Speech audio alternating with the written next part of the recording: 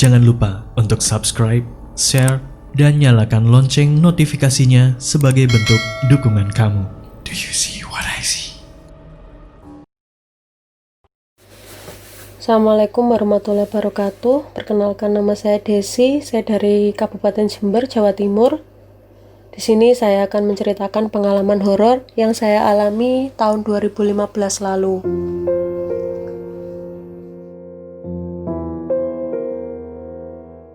Awal mulanya saya diajak suami saya untuk bersilaturahmi ke rumah salah seorang teman, namanya Mas Hari.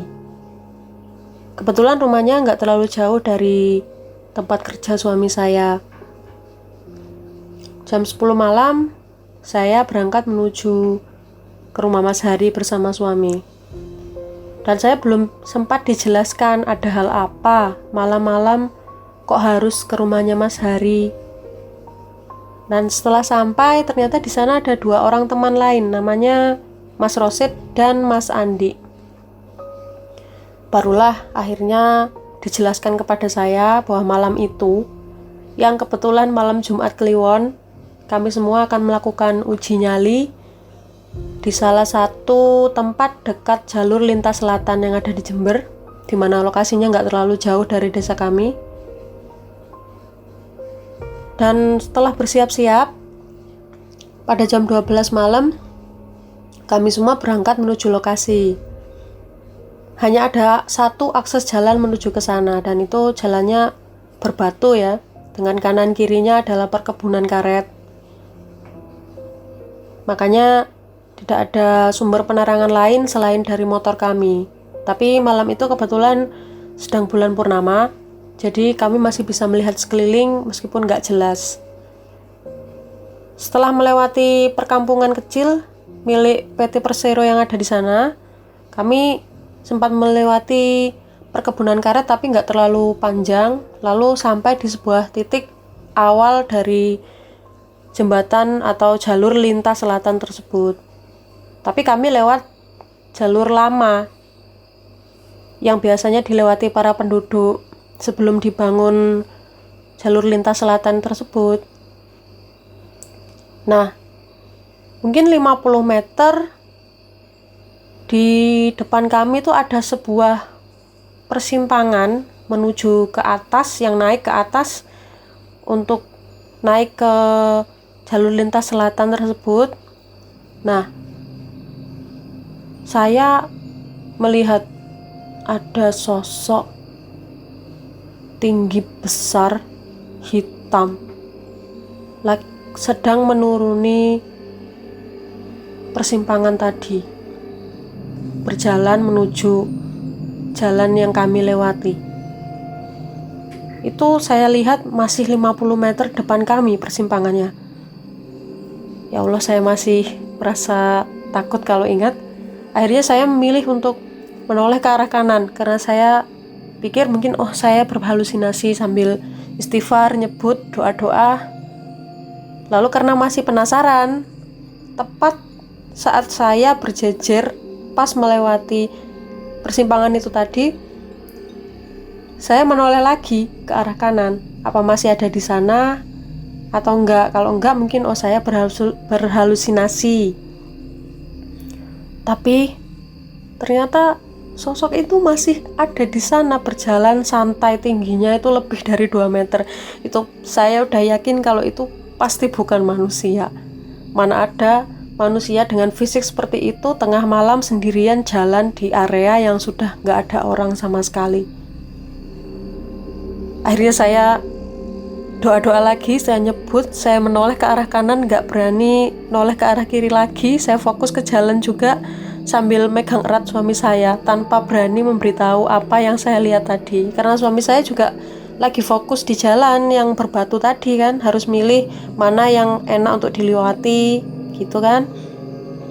Nah, akhirnya kami sampai di tempat yang dituju, di mana itu adalah sebuah tempat pemakaman umum sebenarnya yang ada di bawah jalur lintas selatan tersebut, yang membatasi dua perkampungan yang tadi kami lewati, dan di bagian selatan juga ada satu perkampungan lagi. Akhirnya kami masuk ke area pemakaman, parkir motor biar nggak menghalangi jalan. Nah, yang berjalan paling depan ini adalah Mas Rosid. Dia nggak sengaja lihat satu ember dari seng gitu, berwarna putih dengan corak-corak bunga gitu, yang biasanya digunakan penduduk itu kalau orang meninggal, dibuat nampung beras kuning dan uang 2000 atau receh gitu, yang biasanya disebar-sebarkan seseorang yang berjalan di depannya jenazah yang sedang diantarkan menuju pemakaman itu.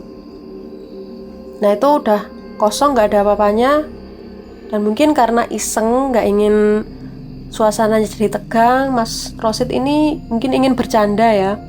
Dia melemparkan ember tadi itu ke tengah-tengah pemakaman. Dan itu masih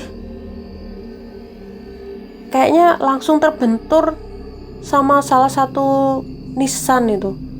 Yang setelah didatangi ternyata nisan di makam tersebut itu masih baru, karena makamnya juga masih ada bunga-bunga di atasnya meskipun udah mulai kering. Ya mungkin niatnya memang gak ingin kita semua jadi tegang, tapi justru saya makin tegang karena saya belum sempat bilang kalau saya melihat sesuatu di persimpangan tadi kan. Akhirnya kami semuanya duduk melingkar di dekat makam yang tadi gak sengaja dilempari ember. Nah, saya lihat Mas Hari mengeluarkan sebuah bungkusan dari dalam tasnya itu. Ternyata dalamnya hanya kertas rokok, tembakau, dan cengkeh. Ya mungkin mau dirokok sendiri, saya pikir gitu kan. Akhirnya dia ngeluarin satu lembar kertas, dikasih tembakau dan cengkeh, lalu digulung sendiri dan dinyalakan. Saya pikir Mas Hari ingin merokok. Ternyata rokok tersebut yang sudah menyala ditaruh di atasnya makam yang masih baru tadi. Astagfirullahaladzim, saya takut sebenarnya. Apa niatnya? Tapi suami saya bilang, udah gak apa-apa, ayo minggir ke bagian sana. Kita akhirnya menjauh dari makam tadi sambil berbincang-bincang. Saya masih merasa gemetar dan takut dengan apa yang saya lihat tadi di persimpangan. Akhirnya memberanikan diri untuk bilang, Mas, tadi saya di persimpangan lihat sesuatu. Dan tanpa diduga, Mas Rosid ternyata tahu dan lihat gitu. Dia bilang, oh iya saya juga lihat, tinggi besar hitam kan, gitu katanya. Ya Allah, saya langsung gemetar. Ternyata nggak cuma saya yang lihat, berarti yang tadi itu memang benar-benar bukan halusinasi. Saya lihat dengan mata kepala sendiri, dan ada teman lain yang juga ikut melihat. Dan nggak sampai di situ aja, di sekitar situ saya lihat ada bayangan hitam, karena masih terlihat, karena bulan purnama saya bisa lihat sekeliling kan. Saya lihat bayangan hitam yang berlari sangat cepat, bukan kecepatan yang bisa dilakukan hewan-hewan lain. Dengan itu bayangannya sesosok bayangan seperti hewan berwarna hitam, berputar berlari mengelilingi kami.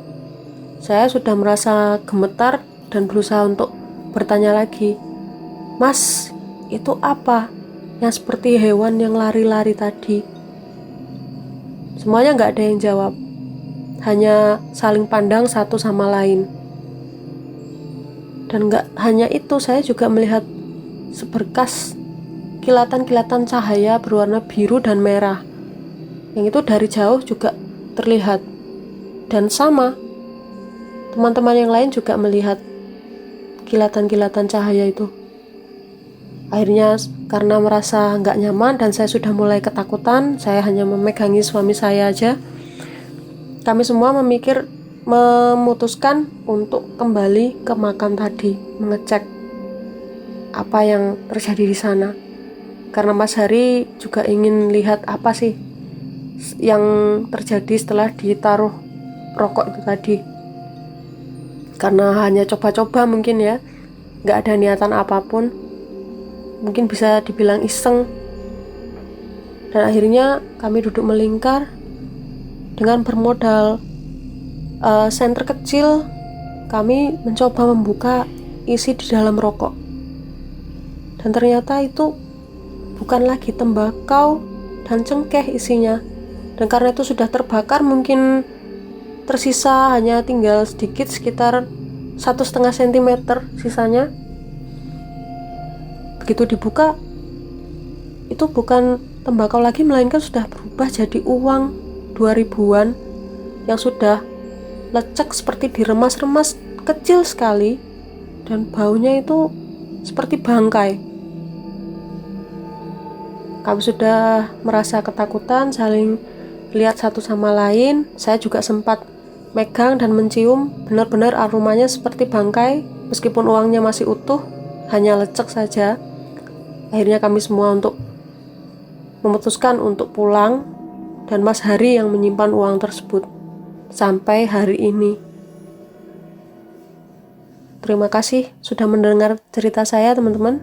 Assalamualaikum warahmatullahi wabarakatuh.